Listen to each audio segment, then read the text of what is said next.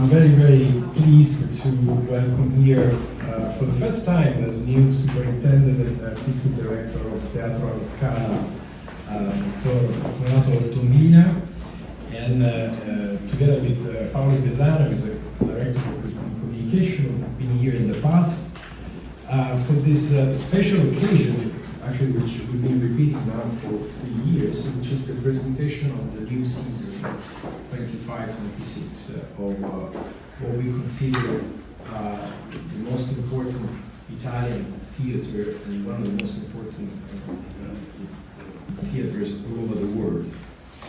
Actually, La Scala doesn't need any introduction.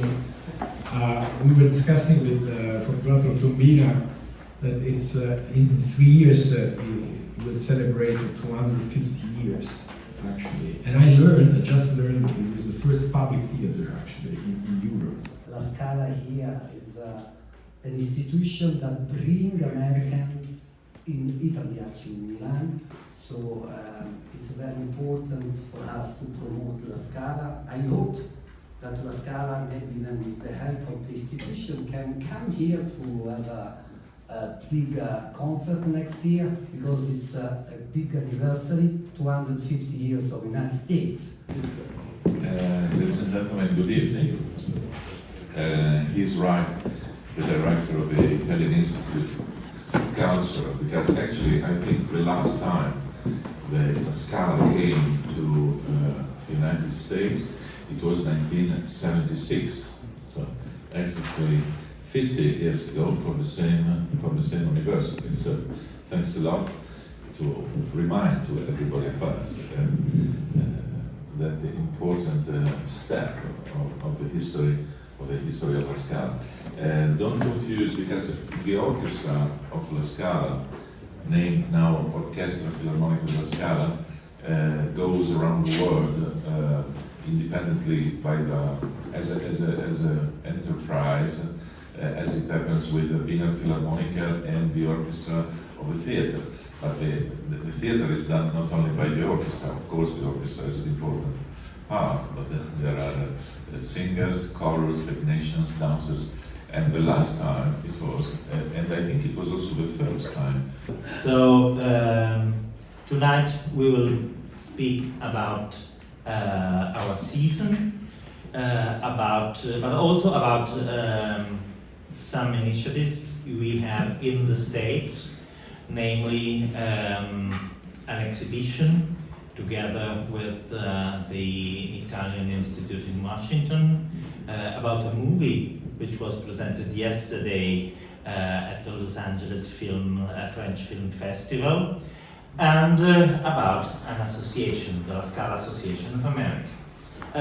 We really wanted to remind you that La Scala is made of many people, and the passion of these people is what brings our production together. The relation between Italy and the United States about lyric art is one thing, but then especially the relation between also La Scala and the Metropolitan Opera House, let's say New York and Milan, about the industry of music has been very important through many generations. And every time I think in our job, when we are, of course we have to find the way to put together a good cast, the best cast every time. But what we really have to do is to serve an institution, and with the institution to serve a town. So the relation of the town and the theater is something absolutely unique that you can find in every town where you go, and you look at the relation between the theater and the town. You see that everywhere is different, everywhere is producing with a different taste, not only in terms of music, but also in terms of approach, different approach. We made a movie, we made a documentary about the making of La Forza del Destino last year. It's it's a real movie. It's a documentary without interviews, without voiceover, with no talking heads, but just the camera following the workers, the artists, and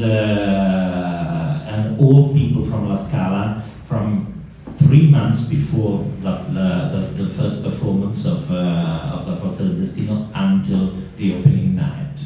And at some point arrives also Brian J. So you Yes. can see Brian J. Yes. behind So the scene. this documentary was presented yesterday in Los Angeles. It will be screened in France next Sunday, and then in Germany, and then in Australia and other countries, and on television in Italy and France. Hi, hello. Hello. I didn't plan on speaking, but it was really a different experience being followed all over with cameras and having people listening to your private conversations while you're talking to a director. And I think in the end it actually turned out to be something incredible. I showed up very late in the process for this production because I replaced another singer. And I didn't even know all the things that went into creating December 7. And when you watch this documentary, you really start to see the process from the very early stages of even hiring extras and dancers and going through every process along the way, getting to the point of December 7. So for me, it was actually a real honor, and it's really special, and I hope everybody enjoys it. It started as a family, short, personal story that grew in kind of grew attention of La Scala, and everyone realized it's in the mutual interest to create this association that supports La Scala. Why La Scala? Because there is just one La Scala. Because it's a legacy, but it's also the highest standard.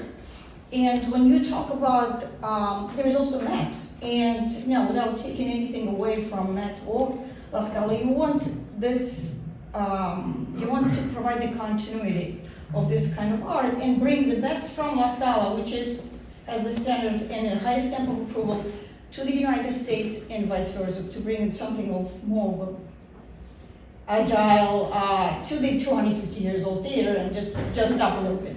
So that was the story behind the creating the association. Association is very young. We're just 2 years old to not even 2.5 years old. In those 2 years, we've done a lot. So our impact has been seen and has been evaluated. So we're very proud of supporting almost 8 productions within those 2 years.